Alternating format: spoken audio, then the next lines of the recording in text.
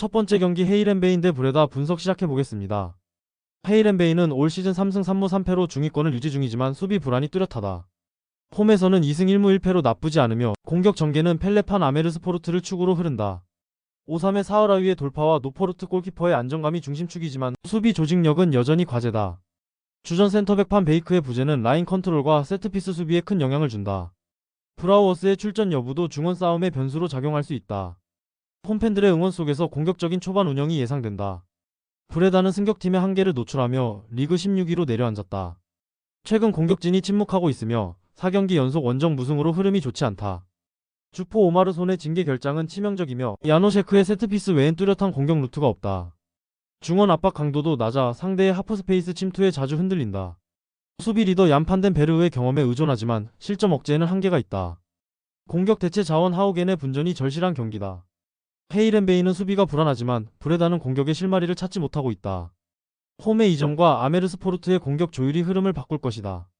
브레다는 전방에서 압박이 약하고 수비 블록이 쉽게 벌어진다. 헤이랜베이는 전반 초반부터 주도권을 잡고 측면 침투를 통해 다득점을 노릴 가능성이 높다.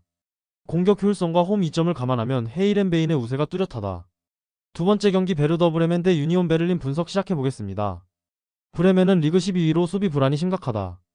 주전 수비진 대부분이 부상으로 빠지며 조직력이 완전히 붕괴됐다.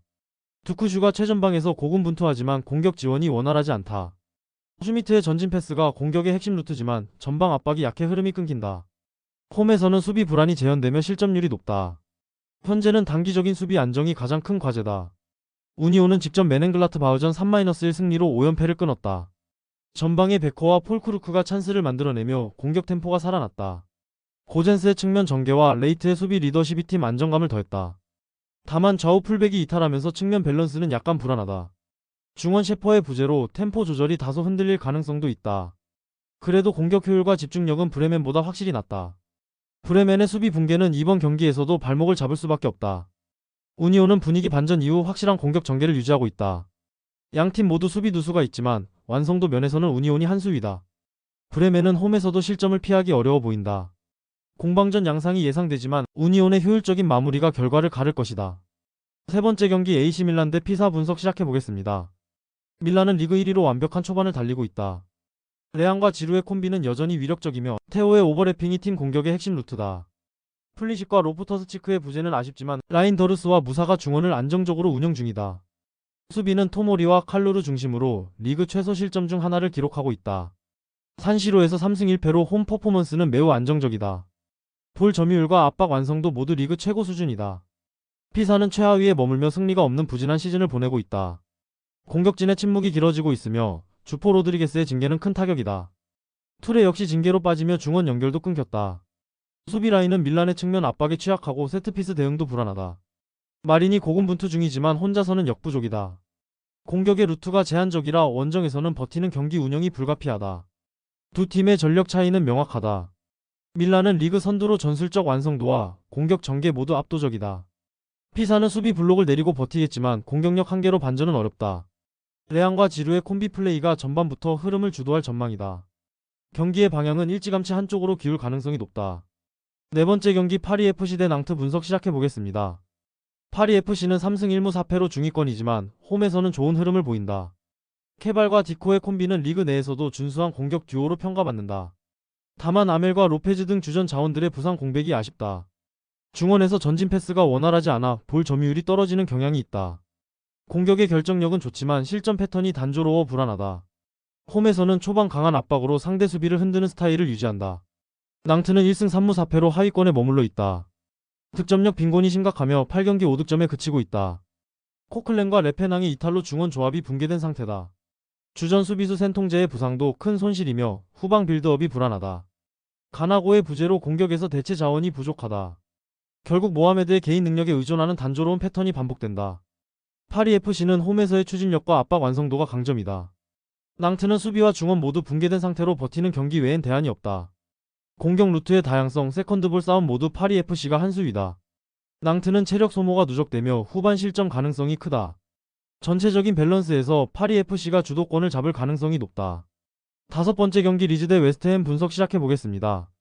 리즈는 최근 3경기 무승으로 부진하지만 홈에서는 여전히 저항력이 있다. 벤포드의 부재로 공격 효율이 떨어졌고 서머빌의 돌파에 의존하는 경향이 크다. 리터와 그레이가 중원에서 전개를 시도하지만 마무리 완성도가 낮다. 수비 라인에서는 댈러스의 결장과 피르포의 컨디션이 변수다. 전반 초반은 강하지만 후반 집중력 저하가 빈번하다.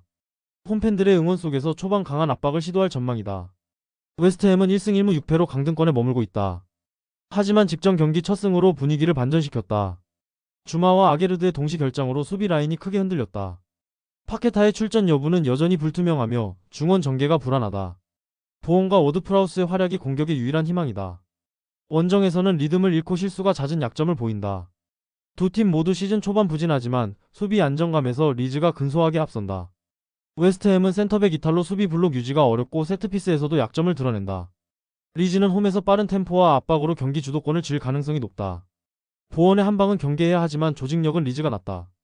결국 홈에서의 안정감이 결과를 가를 것이다. 여섯 번째 경기 레알 소시에다드 대 세비야 분석 시작해보겠습니다. 소시에다드는 올 시즌 1승 3무 5패로 리그 18위에 머물러 있다. 공격의 중심인 오야르사발이 분투하지만 결정력이 떨어지는 것이 문제다. 쿠보의 부상 여부가 여전히 불투명하며 공격 전개가 막히는 경우가 많다. 수비진은 실점 억제력이 떨어지고 세트피스 상황에서 집중력이 흔들린다. 홈에서는 점유율은 잡지만 득점 전환율이 낮다. 멘데스와 자우비멘디가 중원 템포를 조절하지만 역부족이다. 세비야는 4승 1무 4패로 중상위권을 유지 중이다. 공격진의 결정력은 좋지만 수비 불안이 반복되고 있다. 니앙주와 호르단의 이탈로 수비 중원 조직력이 완전치 않다. 바르가스와 로메로가 전방에서 찬스를 만들고 있지만 밸런스가 흔들린다. 원정에서는 2승 2패로 나쁘지 않은 성적을 유지하고 있다. 중원 싸움에서 주도권을 잡을 경우 공격 템포가 빠르게 전환된다. 소시에다드는 득점력이 약하고 세비야는 수비가 불안하다. 양팀 모두 완벽하지 않지만 세비야가 공격 효율에서 앞선다. 소시에다드는 홈에서 점유율을 높이겠지만 마무리 부재가 문제다. 세비야의 빠른 전환 플레이가 소시에다드의 수비를 무너뜨릴 가능성이 크다. 결국 후반부 집중력 싸움에서 세비야의 한방이 승부를 가를 것이다.